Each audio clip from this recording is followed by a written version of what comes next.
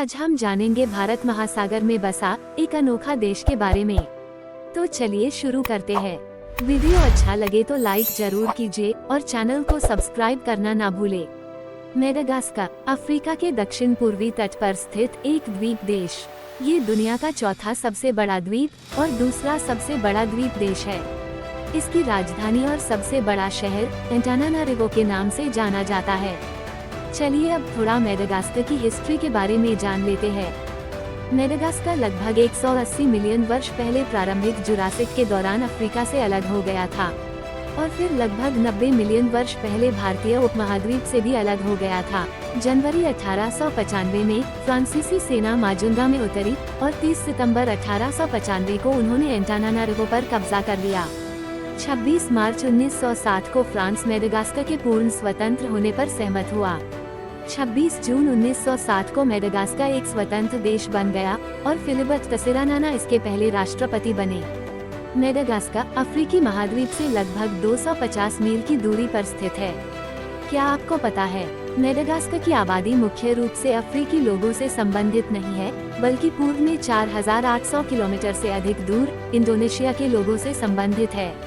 इसके अलावा मालागासी लोग खुद को अफ्रीकी नहीं मानते हैं, लेकिन पूर्व औपनिवेशिक शासन के परिणामस्वरूप फ्रांस के साथ संबंध के कारण मेडागास्कर के निवासी पश्चिमी अफ्रीका के फ्रांसीसी भाषी देशों के साथ राजनीतिक, आर्थिक और सांस्कृतिक संबंध विकसित किए हुए हैं। इस देश के निवासी के भाषा और संस्कृति स्पष्ट रूप से इंडोनेशियाई मूल की ओर इशारा करती है, लेकिन इस बात का कोई प्रैक्टिकल सबूत नहीं है कि द्वीप पर पहले निवासी कैसे, क्यों या किस रास्ते से आए। हालांकि भारत महासागर की हवाओं और धाराओं के अध्ययन से संकेत मिलता है कि यात्री इंडोनेशिया से आए होंगे, लेकिन यात्रा की प्रकृति के बारे में काफी विवाद है। कुछ विद्वानों का तर्क है कि द्वीप पर लोग भारत, अरब प्रायद्वीप और अफ्रीका से करने वाले कई यात्राओं का परिणामस्वरूप द्वीप पर बसने वाली आबादी पहले से ही मिश्रित थी। आबादी का 9/10वां हिस्सा से अधिक मालागासी है, जो लगभग 20 जातीय समूहों में विभाजित है। समूहों में सबसे बड़ा और सबसे प्रभावशाली मेरिना लोग हैं, जो पूरे द्वीप में फैले हुए हैं।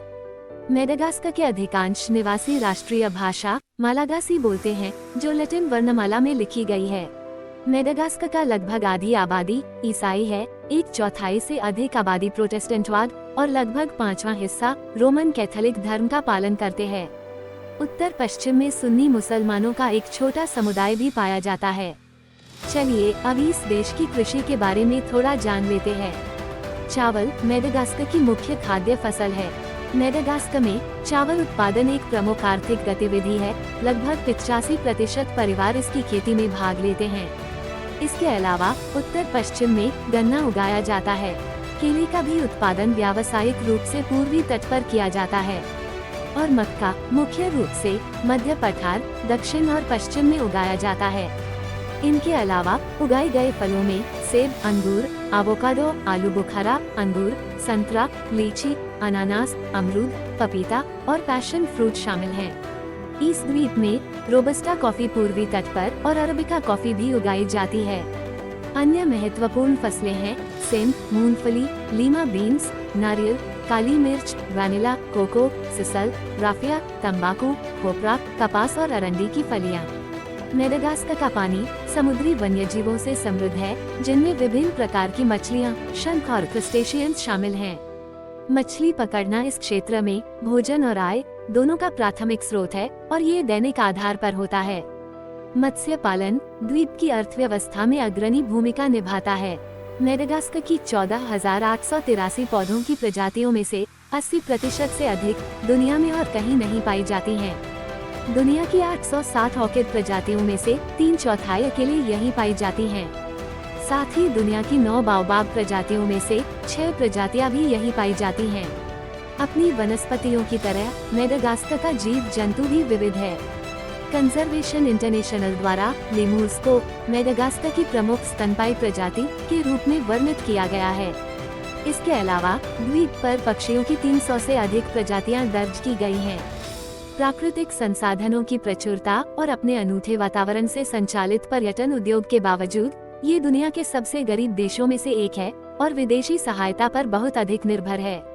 ये देश विनाशकारी चक्रवातों का भी सामना करता है, जिसने देश की आर्थिक कठिनाइयों को और बढ़ा दिया है। आशा करती हूँ कि मेडागास्कर के बारे में कुछ जानकारी साझा कर पाई हूँ। ऐसे और भी इंटरेस्टिंग जानकारी के लिए चैनल को सब्सक्राइब कीजिएगा और अपने परिजनों से शेयर कीजिएगा। धन्यवाद।